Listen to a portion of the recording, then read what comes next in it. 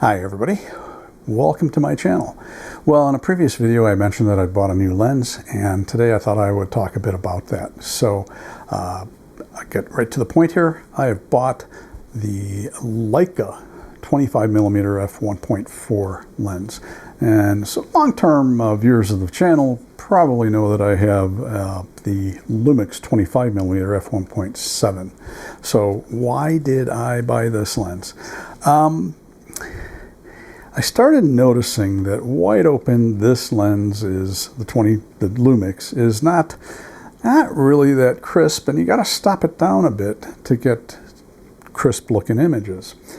And you know, that's fairly common for inexpensive normal lenses, whether it be 25mm on you know, a Mark IV thirds camera or a 50 on a full-frame camera, especially back in the day, like when I had the Canon FD system and I had a Canon 50mm f1.8. You know, it was, as I recall, somewhat sharp in the center, wide open, but you had to stop it down to get it really nice and sharp. So I had an indoor event, a concert coming up, and also frequently in my photojournalism work, I need to have a faster lens when I'm doing something, a shoot inside, and I either cannot or do not want to use flash, which is a lot of the time. So I bought this copy of the Leica at KEH.com. They have several. I mean, I think they still have a bunch left. This is a like new, maybe a like new minus. Anything excellent or like new from KEH is going to be in pretty decent condition. And this thing, I can't tell that it's a used lens. And there is one thing, however, I don't like about this lens, and that is, whose idea was it to do a rectangular lens hood for this? Because you can't reverse it. You cannot reverse it. So it has to be in your bag separately. I don't know that a rectangular lens hood is any more effective than a round lens hood. I might end up just getting one of those collapsible rubber hoods, which I used, again, back in the day with the Canon FD system on that 50mm Canon FD f1.8. So, and immediately I noticed that this lens, even at f1.7, is just crisper and sharper than the Lumix. And so I did a quick sharpness test, and here it is, and I'll be back with a wrap-up. They're doing construction in my area, so they had the sidewalk closed sign, and so I used it to check the sharpness of the Lumix and the Leica 25mm lenses. This is the shot with the Lumix 25mm lens f1.7. They're shot at f1.7. This is zoomed in to a center crop on that same image, and you can tell it's just not very crisp, not very sharp.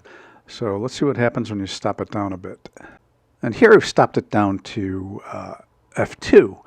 It's a little bit sharper, but it's still not what I would call really sharp. Here it is stopped down to f2.5. It's sharper than it is wide open, but in my opinion, it's still not great. Here is the Leica 25mm f1.4 shot wide open. And I don't know if this is going to come through on YouTube, but you can tell it's crisper. I mean, just right off the bat. So let's take a look at a center crop. Right, here's center crop, and yeah, it's sharp. I didn't really look at corner sharpness because I'm not that worried about corner sharpness wide open. So, but you can tell this is much sharper than the Lumix lens. Here's the Leica stopped down to f1.8, so not much different from f1.7 on the Lumix, but sharpness, it's just hands down much sharper than the Lumix is at its widest setting. And here's the Leica at f2.2, and just really sharp. No complaints at all. You know, so just overall a much better performance than the the inexpensive Lumix lens. So moving on to a different subject, I went over into one of our local cemeteries and shot both lenses. So this is the Lumix, shot wide open, f1.7. And the focus point is just at the right side of the tree trunk, about halfway up the tree to the edge of the frame. A center crop of the Lumix lens.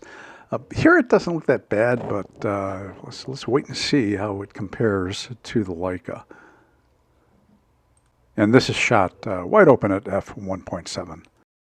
All right, stopping down to f2, a little bit sharper. Might be acceptable to some folks. You know, I was okay with it until I saw the Leica.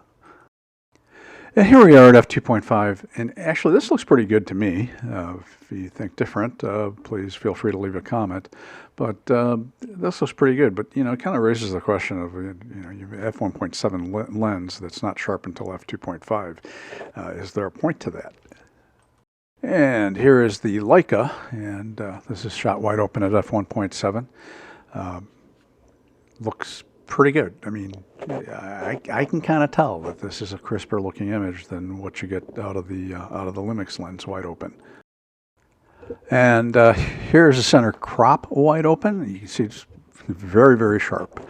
However, what the lens gods bestoweth in sharpness, they taketh away in some chromatic aberration. So if you look up at the upper left-hand corner here, at that highlighted area, you can see along the edges of where it goes into a furrow in the bark, there's some magenta fringing.